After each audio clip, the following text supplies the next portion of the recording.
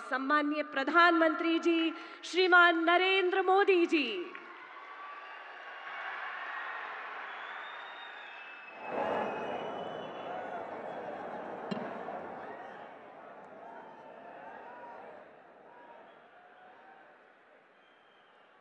आजेर भव्य सभान संपूर्ण देशेती उपस्थित मार गोर भाई याडी भेण सेन जय सेवालाल जय सेवालाल।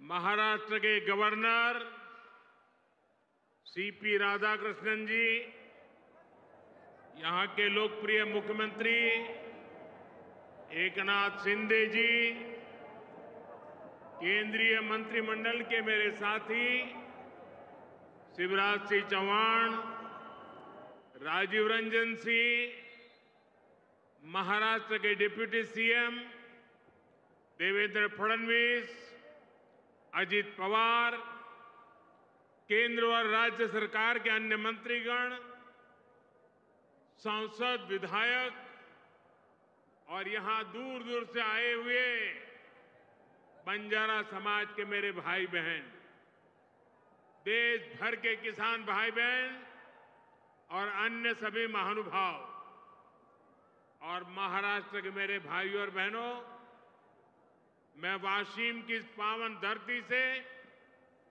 पोहरा देवी माता को प्रणाम करता हूं। आज नवरात्र में मुझे माता जगदम्बा के मंदिर में उनका आशीर्वाद प्राप्त करने का सौभाग्य मिला है।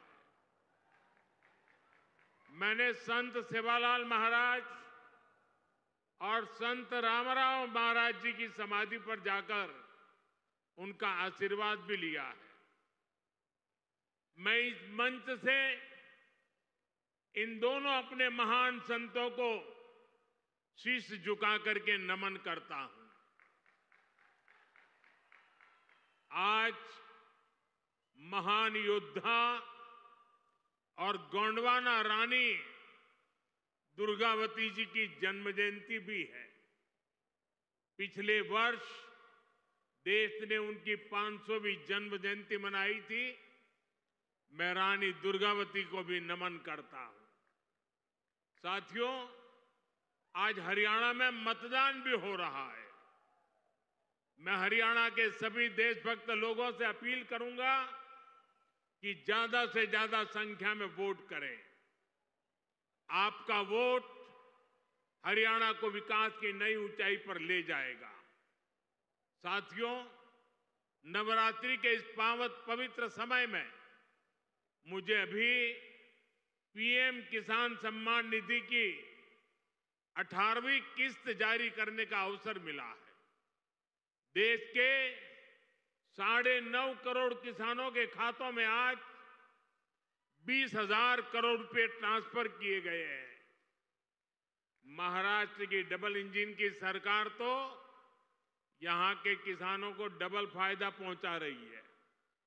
नमो शेतकारी महासम्मान योजना के तहत महाराष्ट्र के 90 लाख से ज्यादा किसानों को करीब 1900 करोड़ रुपए दिए गए हैं। आज कृषि, पशुपालन और किसान उत्पाद संघ एफपीओ से जुड़े सैकड़ों करोड़ रुपए के प्रोजेक्ट भी जनता को समर्पित किए गए हैं। पोहरा देवी के आशीर्वाद से मुझे अभी लाड़की बहन योजना की लाभार्थियों को मदद देने का भी सौभाग्य मिला है। ये योजना नारी शक्ति का सामर्थ्य बढ़ा रही है।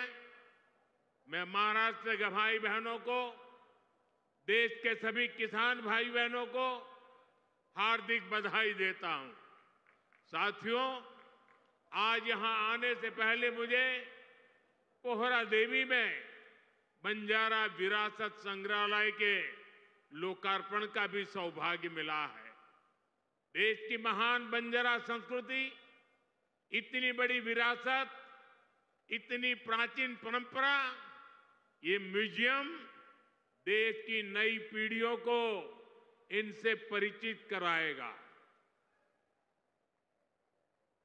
और मैं आप सबसे आग्रह करता हूं, ये जो मंच पर बैठे हैं उनको भी आग्रह करता हूं कि आज जाने से पहले ये बंजारा विरासत संग्रहालय देख करके ही जाना।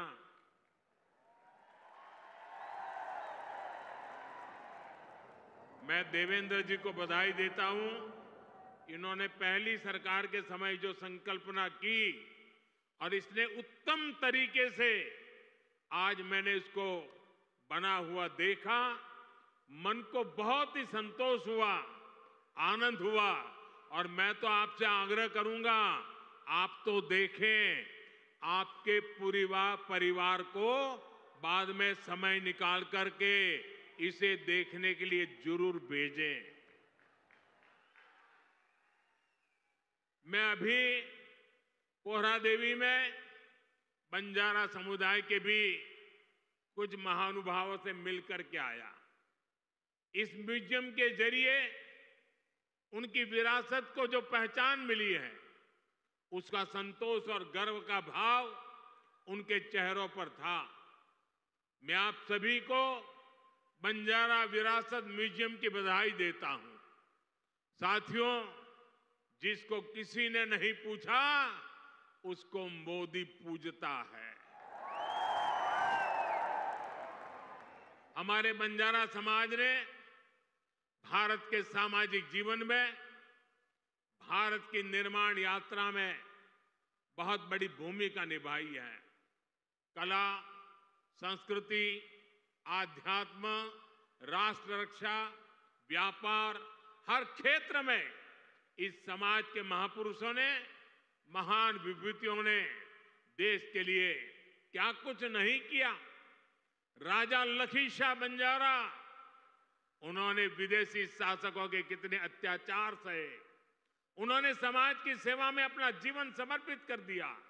संत सेवालाल महाराज, स्वामी हाथीराम जी, संत ईश्वर सिंह बापू जी, संत डॉक्टर रामराव बापू महाराज, संत लक्ष्मण चैतन्य बापू जी, हमारे बंजारा समाज ने ऐसे कितने ही संत दिए जिन्होंने भारत की आध्यात्मिक चेतना को असीम ऊर्जा दी। पीढ़ी दर पीढ़ी, सैकड़ों हजारों वर्ष से समुदाय भारत की संस्कृति और परंपराओं को सहेजता और संवारता आया है। आजादी की लड़ाई के समय अंग्रेज सरकार ने इस पूरे समुदाय को ही अपराधी घोषित कर दिया था। लेकिन भाइयों बहनों, आजादी के बाद ये देश की जिम्मेदारी थी कि बंजारा समाज की चिंता करे, उन्हें सही सम्मान दे। और उस समय कांग्रेस की सरकारों ने क्या किया? कांग्रेस की नीतियों ने इस समाज को मुख्य धारा से काट कर रखा। आजादी के बाद कांग्रेस पार्टी पर जिस परिवार ने कब्जा किया, उसकी सोच शुरू से ही विदेशी रही है। अंग्रेजी हुकूमत की तरह ही ये कांग्रेसी परिवार भी दलित, पिछड़ा, आदिवासियों को अपने बराबर नहीं मानते। इन्हें लगता है भारत पर एक परिवार की ही हुकूमत रहनी चाहिए, क्योंकि अंग्रेज उन्हें ये हक देकर गए थे। इसलिए उन लोगों ने बंजारा समाज के प्रति हमेशा अपमानजनक रवैया बनाए रखा। साथियों, एनडीए की केंद्र सरकार ने ही गुमंतु, अर्ध गुमंतु समुदाय के लिए कल्याण बोर्ड का गठन भी किया है। इस समाज के सांस्कृतिक पहचान को सही सम्मान मिले, इस दिशा में भी बीजेपी सरकार और एनडीए सरकारें लगातार काम कर रही है। विकास की गति तेज करने के लिए यहां राज्य सरकार ने संत सेवालाल महाराज बंजारा तांडा समृद्धि अभियान भी चलाया है। साथियों, हमारे इन प्रयासों के बीच आपको ये भी याद रखना है कि कांग्रेस और महाआघाड़ी का आपके प्रति क्या रवैया रहा है। जब फडणवीस जी मुख्यमंत्री थे, तब पहरा देवी तीर्थ क्षेत्र के विकास की योजना बनी थी, लेकिन बीच में महाआघाड़ी की सरकार आई और उन्होंने इस काम पर ब्रेक लगा दिया। पोहरादेवी तीर्थ क्षेत्र का विकास तब आगे बढ़ा जब महायुति शिंदे जी के नेतृत्व में फिर से यहां सरकार बनी। आज इस योजना पर 700 करोड़ रुपए खर्च किए जा रहे हैं। इस तीर्थ स्थल के विकास से भक्तों को आसानी होगी और आसपास के क्षेत्रों में विकास भी तेज होगा। भाइयों और बहनों, बीजेपी अपनी नीतियों से वंचित समाज को आगे बढ़ाना चाहती है, जबकि कांग्रेस सिर्फ लूटना जानती है। कांग्रेस गरीब को गरीब बनाकर रखना चाहती है। कमजोर और गरीब भारत कांग्रेस को उसकी राजनीति को बहुत सूट करता है।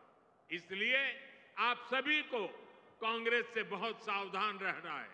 आज कांग्रेस को पूरी तरह से अर्बन नक्सल का गिरोह चला रहा है। कांग्रेस को लगता है कि अगर सब एक हो गए तो देश को बांटने का उनका एजेंडा फेल हो जाएगा। इसलिए हमें आपस में लड़वाना चाहते हैं। पूरा देश देख रहा है कांग्रेस के खतरनाक एजेंडों को विकास सपोर्ट, किसका सपोर्ट मिल रहा है? जो लोग भारत को आगे बढ़ने से रोकना चाहते हैं वो इन दिनों कांग्रेस के सबसे करीबी दोस्त हैं। इसलिए समय एक होने का है। हमारी एकता ही देश को बचाएगी। भाइयों और बहनों, मैं महाराष्ट्र के लोगों को कांग्रेस की एक और करतूत बताना चाहता हूं। आपने खबरों में देखा होगा, अभी दिल्ली में हजारों करोड़ रुपए का ड्रग्स पकड़ा गया। और देखिए दुख की बात, इस ड्रग्स रैकेट का मुख्य सरगना कौन निकला? कांग्रेस का एक नेता उसका मुख्य सरगना निकला। कांग्रेस युवाओं को नशे की लत में धकेलकर उस पैसे से चुनाव लड़ना और जीतना चाहती है। हमें इस खतरे से सावधान रहना है और दूसरों को भी सावधान करना है। हमें साथ मिलकर ये लड़ाई जीतनी होगी। साथियों, आज हमारी सरकार का हर निर्णय, हर नीति विकसित भारत को समर्पित है और विकसित भारत का बहुत बड़ा आधार हमारे किसान हैं। किसानों को सशक्त बनाने की दिशा में आज कई बड़े कदम उठाए गए हैं। आज 9,200 किसान उत्पाद संघ एफपीओ देश को समर्पित किए गए हैं। अभी कृषि के लिए कई इंफ्रास्ट्रक्चर प्रोजेक्ट का भी लोकार्पण हुआ है। इनसे कृषि उत्पादों के स्टोरेज, प्रोसेसिंग और प्रबंधन की क्षमता बढ़ेगी। ये सारे प्रयास किसानों की आय बढ़ाने में मदद करेंगे। वैसे यहां महाराष्ट्र में तो किसानों को एनडीए सरकार में डबल फायदा हो रहा है। एकनाथ जी शिंदे की सरकार ने किसानों का बिजली बिल भी जीरो कर दिया है। आमच्या शेतकऱ्यांना विजेचे बिल मिळत आहेत त्यावर शून्य लिहिलेले आहे ना। साथियों, महाराष्ट्र के किसानों ने, विदर्भ के किसानों ने कई दशकों तक बड़े संकटों का सामना किया है। कांग्रेस और उसके साथियों की सरकारों ने किसानों को बदहाल और गरीब बनाने में कोई कोर कसर नहीं छोड़ी थी। यहां जब तक महाअघाड़ी की सरकार थी उसके दो ही एजेंडे थे। पहला, किसानों से जुड़ी परियोजनाओं को ठप करना। दूसरा, इन परियोजनाओं के पैसे में भ्रष्टाचार करना। हम केंद्र से महाराष्ट्र के किसानों के लिए पैसा भेजते थे, लेकिन महाअघाड़ी सरकार उसमें बंदर बांट करके खा जाती थी। कांग्रेस ने हमेशा किसानों का जीवन मुश्किल बनाया है। वो आज भी वही पुराना खेल खेल रही है। इसलिए कांग्रेस को पीएम किसान सम्मान निधि योजना पसंद नहीं आती।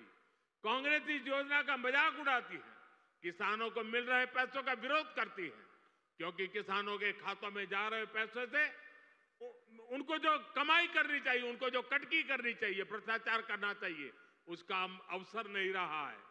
आज पड़ोसी राज्य कर्नाटका को देखिए, जैसे महाराष्ट्र में महायुति सरकार किसान सम्मान निधि के साथ अलग से पैसे देती है, ऐसे ही कर्नाटका में बीजेपी सरकार देती थी। यहां कर्नाटका के मेरे कई बंजारिया परिवार यहां आए हुए हैं, लेकिन जैसे ही कर्नाटका में कांग्रेस की सरकार आई, उन्होंने वो पैसा देना बंद कर दिया। वहां की कई सिंचाई परियोजनाओं से राज्य सरकार ने मुंह फेर लिया। कर्नाटका में कांग्रेस ने बीज की कीमतें भी बढ़ा दी। हर चुनाव से पहले कर्ज माफी का झूठा वादा कांग्रेस का पसंदीदा हथकंडा है। तेलंगाना में ये लोग कर्ज माफी का वादा करके सत्ता में आए, लेकिन सरकार बनने के बाद इतना समय गुजर गया, अब किसान कुछ पूछ रहे हैं कि उनका कर्ज माफ क्यों नहीं हुआ। भाइयों और बहनों, हमें भूलना नहीं है, महाराष्ट्र में भी कांग्रेस और महाआघाड़ी सरकार ने सिंचाई से जुड़े कितने कामों को रोक कर रखा था। जब एनडीए सरकार आई, उसने इस दिशा में तेजी से काम किया। महाराष्ट्र सरकार ने वैनगंगा नलगंगा नदियों को लिंक करने की योजना को मंजूरी दी है। करीब 90,000 करोड़ रुपए की इस परियोजना से अमरावती, यवतमाल, अकोला, बुल्डाना, वाशिम, नागपुर और वर्धा में पानी की कमी को दूर होगी। महाराष्ट्र की सरकार कपास और सोयाबीन की खेती करने वाले किसानों को आर्थिक मदद भी दे रही है। किसानों के खातों में कपास और सोयाबीन के लिए 10-10 हजार रुपए दिए जा रहे हैं। हाल ही में अमरावती के टेक्सटाइल पार्क का शिलान्यास भी किया गया। इस पार्क से कपास किसानों को बड़ी मदद मिलेगी। साथियों, हमारे महाराष्ट्र में देश की आर्थिक प्रगति का नेतृत्व करने की असीम क्षमता है। ये तभी होगा जब गांव, गरीब, किसान, मजदूर, दलित, वंचित सबको आगे बढ़ाने का अभियान मजबूती से चलता रहेगा। मुझे विश्वास है आप सब अपना आशीर्वाद बनाए रहेंगे। हम सब साथ मिलकर विकसित महाराष्ट्र, विकसित भारत के सपने को पूरा करेंगे। इसी कामना के साथ मैं एक बार फिर हमारे किसान साथियों और मेरे बंजारा समाज के सब भाई बहनों को बहुत बहुत बधाई देता हूं। मेरे साथ बोलिए भारत माता की, भारत माता की, भारत माता की। बहुत बहुत धन्यवाद।